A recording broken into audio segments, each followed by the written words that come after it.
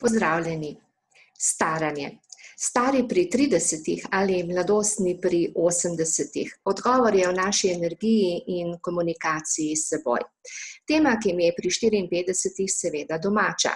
Z današnjega vidika že lahko rečem, da sem pri 50 vstopila v drugo polovico stoletja in me do stotice loči še veliko novih spoznanj. Sem pa seveda, tako kot mnogi med vami, na tej poti morala sprejeti kar nekaj globoko usidranih prepričanj. O njih v izredni knjigi, ki je šla v 90 letih, govori tudi indijski guru Deepak Chopra z naslovom Mlado telo in neodvisen Staranje je stvar odločitve. Z nekaj zgodbami o svojih sivih laseh, očetovem učenju klaviatur in mladostnem prijatelju pri 80 vas želim tokrat spodbuditi k razmisleku o psihološki dimenziji staranja.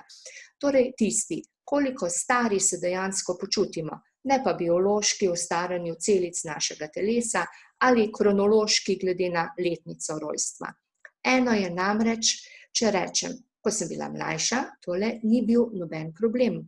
Nekaj drugega pa, če izustim. Ko se malo oddahnem, bom tudi tole postorila.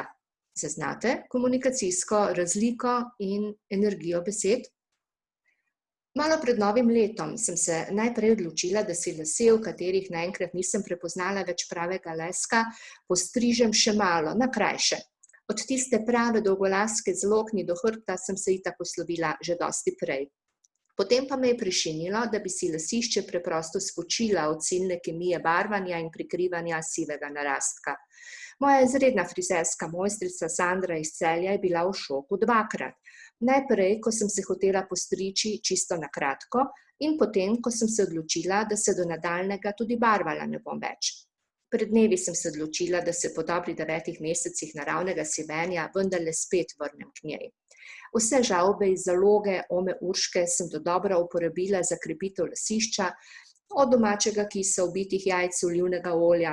Predvsem pa sem ogromno naredila za svojo žensko nečimrnost. Tista, ki namreč pravi, da je prve gubice in sivi narastek niso pripravile k jutranji nejevolji pred ogledalom ali vsaj k razmisleku, češ, evo, leta se nabirajo tudi meni, preprosto laže, v prvi vrsti sebi. Tako pač je. Sploh, če se v svoji notranjosti počutiš, da si obtičal nekje pri 36, se ti tole vsakoletno rojstnodnevno nabiranje novih letnih mejnikov pač ne zdi tako zabavno. In zdaj nekaj o prepričanju ter staranju z vidika sivih las. 3 anekdote o sivini na glavi. Prva je poletno plavanje v celjskem bazenu. Ob nakupu vstopnice me je ljubezniva blagajničarka pogledala samo v sivino mojih las in prijazno izustila. Upokojensko, kaj ne? Nisem se branila. Za prihranjen evro in nekaj centov sem si privoščila še ležalnik. Tudi druga izkušnja je povezana s knežjim mestom. Tokrat s prehodom ob Savinji.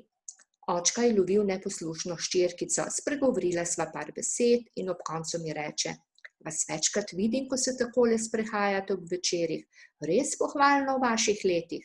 Samo nasmehnila sem se, v sebi pa mislila, mulci, o kakšnih letih pa govoriš. Tretji dogodek, povezan z osivelimi lasmi, ki se po našem splošnem civilizacijskem prepričanju, pač drugi po obraznih gubah, vidnejši znanilec biološkega staranja, je povezan s pokopališčem Podkraj. Če se je le dalo, sem to poslednje počivališče meni ljubih ljudi, mame, ome, rada izpustila. Toda očetu sem pred končnim slovesom obljubila, da si bom vsake toliko časa vendarle vzela čas in postala ob njem. Tako sem med enim takšnih postankov na parkingu ogledala znan obraz, sošolko iz gimnazijskih let, ki me je po uvodnem šoku nagovorila: Joj, kaka pa si s temi lasmi, kaj se dogaja s tabo? Naj vsemu zapisanemu dodam še modro ugotovitev mojega sina, ko sem prišla januarja po prvotnem krajšanju na posteljo domov s povsem obrito glavo. Veš, mami, če bo ati preživel, potem bom tudi jaz. Moje ta prave prijateljice, tiste, ki so z mano tudi v hudem, ne le v dobrem, so bile milostne s podtonom. Saj ti paše, ampak verjetno se boš še kdaj pobarvala, a ne? Kje tiči največja skrivnost naše večne mladosti? Prepričanje lahko naredi marsikaj. In strinjam se s Čopro, da se je dobro navzeti 10 novih podmen, ki so ključne za revolucionaren razmislek o medicini uma in telesa, ki preprosto temelji na tem, da kamor gre naša misel, gre tudi kemija telesa z njo. In ob zavedanju, da smo stari toliko, kot so informacije o nas samih, in kako mladi so naši možgani, obdarjeni s kopico vsakodnevnih novih zaznav, zlahka ugotovimo, kje tiči največja skrivnost naše mladosti. V vsem, kar spodbuja telo in duha k rasti. Če se seveda strinjamo s pogledom kvantne fizike in dejstvom, da naše telo, obdarjeno z vodo, ni le neka trda snov, temveč je predvsem prostor, ki je napolnjen z energijo in informacijami. Zato je zelo pomembno, da znamo z različnimi tehnikami ustaviti različne negativne notranje nagovore, ki so največkrat spodbujeni prav z našim notranjim zemljevidom, kjer je poleg navad lahko najbolj pogubno tudi za naše staranje prav prepričanje. V Čoprovi knjigi so povzeti različni izsledki raziskav in eni izmed njih, profesorica medicine z Kolumbijske univerze Flinders Dunbar, že v letu 1957 ugotavlja, kateri dejavniki vplivajo na predstoletnike. To smo torej vsi tisti, ki smo po Abrahamu vstopili na pot novih aktivnih 5 desetletij. In jih našteje po naslednjem vrstnem redu. Na spremembe se odzivajo ustvarjalno, ni jih strah življenja, ohranjajo ustvarjalnost in iznajdljivost, imajo veliko energije za prilagajanje, znajo sprejemati novosti in preprosto hočejo živeti. Čopra k temu doda še pomen pozitivne naravnanosti, skozi celotno knjigo pa nas v različnem kontekstu opozarja tudi na pomen prilagodljivosti. Kdo so mentalno poskočni, ne glede na leta? Na svoji profesionalni in življenjski poti sem tako kot verjetno tudi vi spoznala veliko mladih, ki so stari po duši že pri 30, in prav tako veliko po naših družbenih vzorcih zelo starih, ki so mladostni. Družinski prijatelj Zvone je zagotovo med njimi. Po napolnjenih 80 se na klepet ob kavici vedno prismeji. V zgodnjih jutranjih urah si prebere digitalni časopis in je na tekočem z vsem, kar se dogaja v svetu. Sleherni dan začne z razteznimi vajami z utežmi in ob zadnjem obisku je po operaciji kolena naše stopnice prehodil kot pravcati mladenič. Iz krivega duha, dobrega spomina, izostrenega očesa za opazovanje.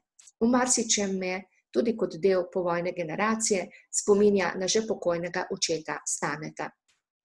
Nekega dne sem ga obiskala v Velenju in mi je malce preplašeno dejal: "Veš, Biba, nekaj bi ti pokazal, upam, da se ne boš jezila." In me je odpeljal v dnevno sobo ter odkril pregrinjalo, pod njim pa klaviature. Veš, sem se odločil, da malo osvežim znanje not in sem se začel učiti igranja. Pa se je usedel in mi zaigral. Kje so tiste solzice? Na koncu sva se oba zjokala, ko je ugotovil, kako ponosna sem nanj in njegov odnos do življenja, staranja, minevanja. Do zadnjega dne je bil čilega duha. Enkrat mi je ob jutranji kavici, na katero sem na Tomšičevo priletela tako mimogrede po navadi vsa v stresu, dejal: "Veš, vsako jutro, ko se zbudim, sem hvaležen za nov dan in odločim se ga preživeti čim bolj na polno." Torej, strimo okovja prepričanj in postanimo mlada družba tudi po duhu. Tudi trenutnim razmeram se lahko prilagodimo drugače, kot s tem, da starostnike zapiramo med 4 stene. Kaj, če bi jim začeli graditi samooskrbne soseske, kjer bodo lahko pomagali drug drugemu? Tistim, ki tega ne bodo zmogli več, pa bodo na voljo oskrbne in negovalne ustanove na ozemlju opuščenih kmetij v naravi. Prilagodljivost ni to, da sprejmemo najhitrejšo in najlažjo možno rešitev, ampak da se odpremo, prisluhnemo sebi in smo odprti za spremembe, sprejemanje novega in pozdravljanje neznanega. Z oklepanjem zacementiranih prepričanj in okostenelih navad smo ali bomo kot posamezniki in kot družba starci v slabšalnem pomenu besede. Lahko pa se staramo mladostno. Svojo energijo in komunikacijski odziv, s katerim tkemo odnose s sabo in z drugimi, je zgolj naša izbira in to ne glede na sistem, katerega del smo. Biserka Pošetašič z energijo za boljšo komunikacijo in odnose.